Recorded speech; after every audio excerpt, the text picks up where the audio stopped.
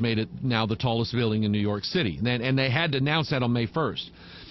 Bin Laden's capture, Osama bin Laden's capture was announced at, let's see, it was Eastern time. It was like 11, I don't know, something like that. Anyway, the numbers worked out, but it was done on May 1st. Bin Laden's, and so and he was killed before that, or they say, I don't know. But anyway, they announced it on May 1st. George Bush announced that we had got victory in the Gulf War on May 1st. He performs this May 1st ritual. And it's like a maypole. What is all this about May 1st? And what is the symbolism of that? Well, we all know that in May 1st, 1776, you have the formation of the Bavarian Illuminati by Jesuit. Talk about rituals. These guys are full of it. Jesuit priest Adam Weishaupt. He forms the Order of Perfectibilists. In other words, how we're going to make humans perfect. We talked about this a little bit on Thursday. And so the whole May 1st thing is significant in and of itself. It's the 121st day of the year. That's 11 times 11.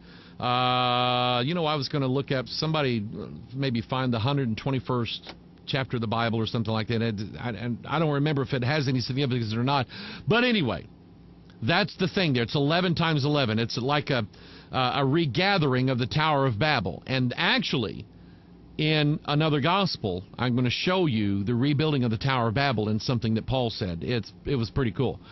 But anyway, so that date of May 1st has significance. It's about the beast, who you have 10 horns, and he is another horn. He is the 11th horn coming up from there.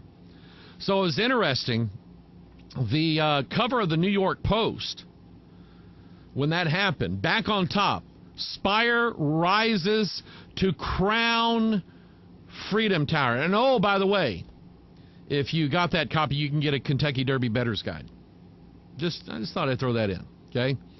So, I mean, look at the language here. Look at the language back on top. In other words, it was down below, and I think they brought it in, through the bay, which means it would be from the sea. And now it's going to rise up, and it's going to crown. A crown shows a king, is what that shows.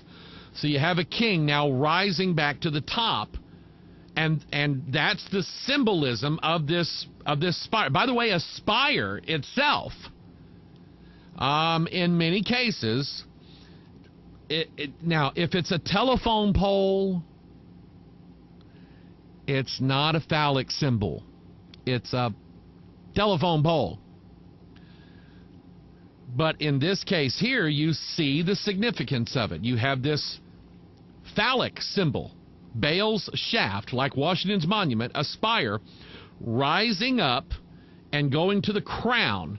A spire is sort of like, there's a term called the axis mundi, or the center of the earth.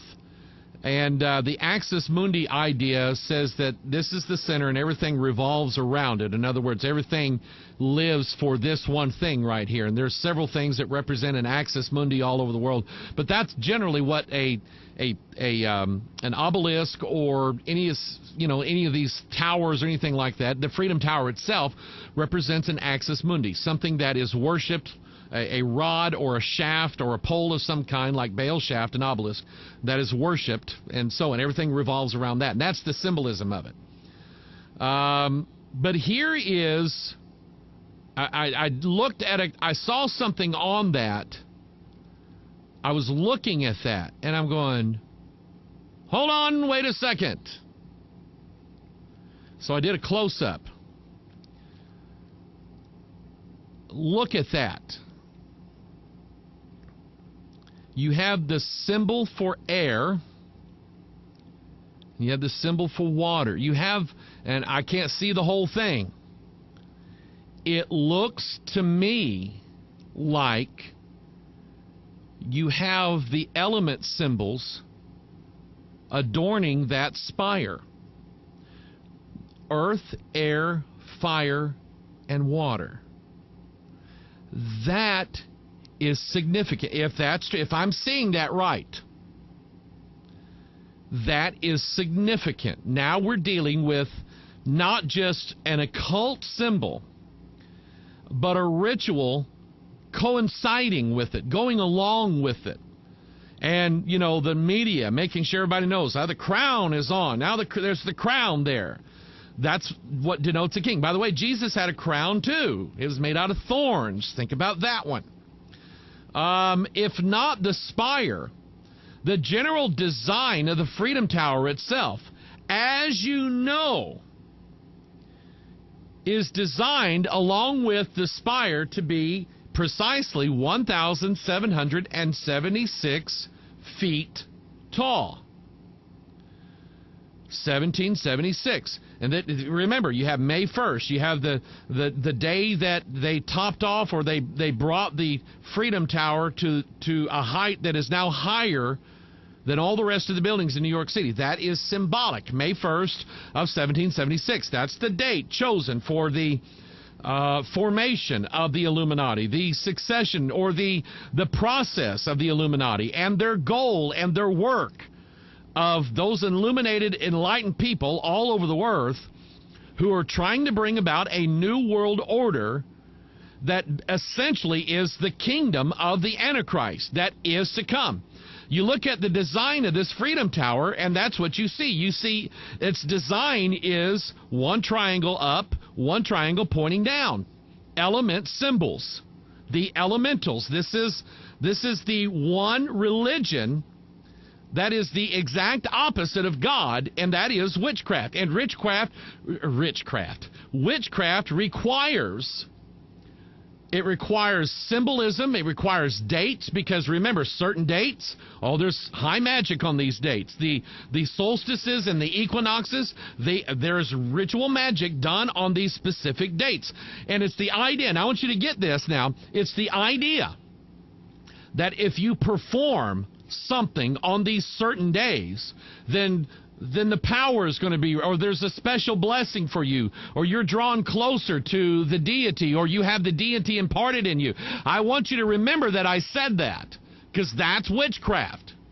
Pure and simple. The idea that if you perform certain things on certain days, then God is going to be happier with you, or he's going to give you endowments, and he's not going to give to everybody else, and on and on and on. That is witchcraft.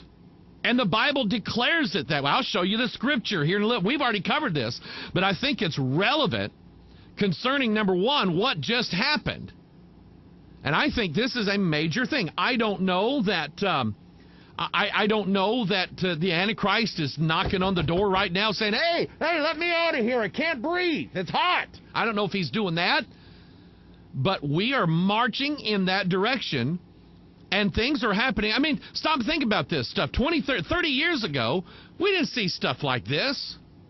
It may have been going on, but it was so subtle. Now it's like right in front of everybody's eyes. Why? Trying to bring people to that day to accept the Antichrist. I want to show you something interesting.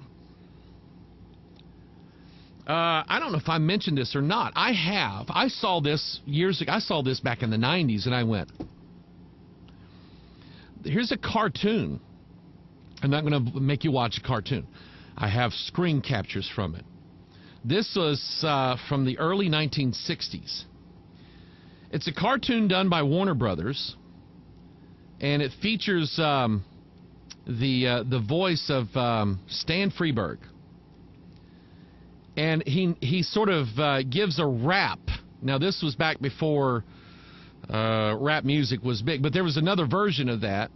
It was a jazz rap. If you remember back in the 50s and 60s, there was all this, everybody was into this jazz music. And so there was this cartoon based upon this jazz song, and it was called The Three Little Bops.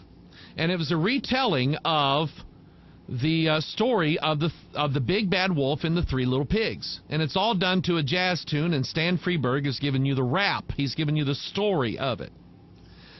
The gist of this particular cartoon, you have three pigs, Huey, Dewey, and Louie, or I don't know what their names are. But then you're going to have, in this case, they're going to have a fourth member to their band. And it's the wolf. The wolf is going to be the fourth member of their band. But the first 3 times he tries to play with it. Now, and look at what instrument he plays. Check out the instrument that the wolf plays. The first 3 times he tries to play with them, he's no good.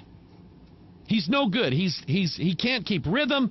He can't do anything, and they reject him. And every time the 3 pigs reject the wolf, he first blows down the clubhouse that's made of straw, and then the second time he blows down the club, the nightclub that's made of sticks or wood. And then the third time it's made of bricks, and he can't blow it down, so he's going to use dynamite and blow it up. And he blows himself up, and you see now the wolf in hell. Now that he's in hell, now he plays like a cool cat, man. I mean, he is good.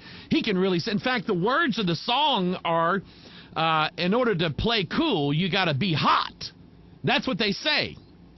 So then the imagery here is that this wolf now rises up out of hell, and his ghost is now playing with the 3 bops. Now there's 4, so they call themselves the 3 little bops plus 1. But here's the interesting, to me, this is what nailed it for me.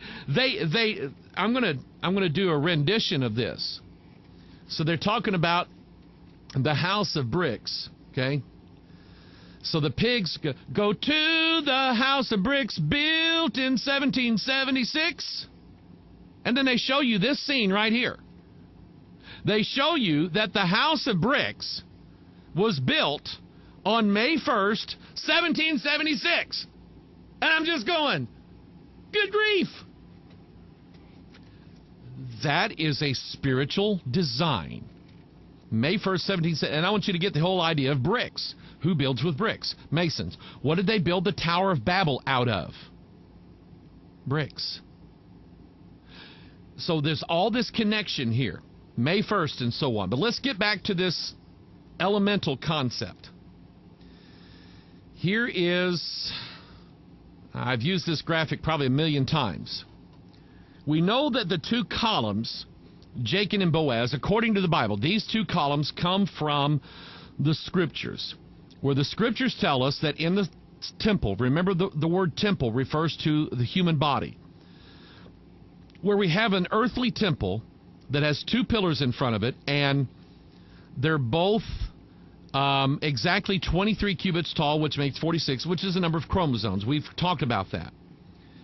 And you see the opposites paired together here, potter, mater, superius, inferius, the superior realm linked in with the inferior realm.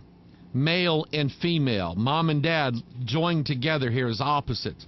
But also notice on the top and bottom of both Jacob and Boaz, you have the triangles, you have the elemental symbols, which are, like I say, the opposite of the 4 Gospels, Matthew, Mark, Luke, and John.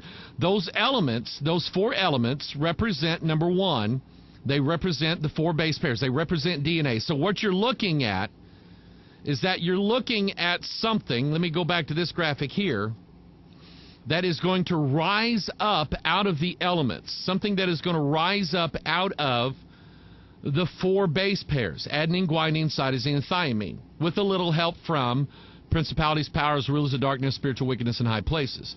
That's the symbolism of it. That's what it means. Again, Jacob and Boaz representing your DNA, your chromosomes. So there is something that's going to rise up out of man's DNA that he's being told is going to give him immortality. It's a gospel. It is a gospel that promises it's going to give him immortality, godhood. But it's not. It's going to damn him. It's going to doom him for all of eternity. It's going to bring second death is what it is. And so that's what this symbolizes, the witchcraft of another gospel. I went through some old notes to see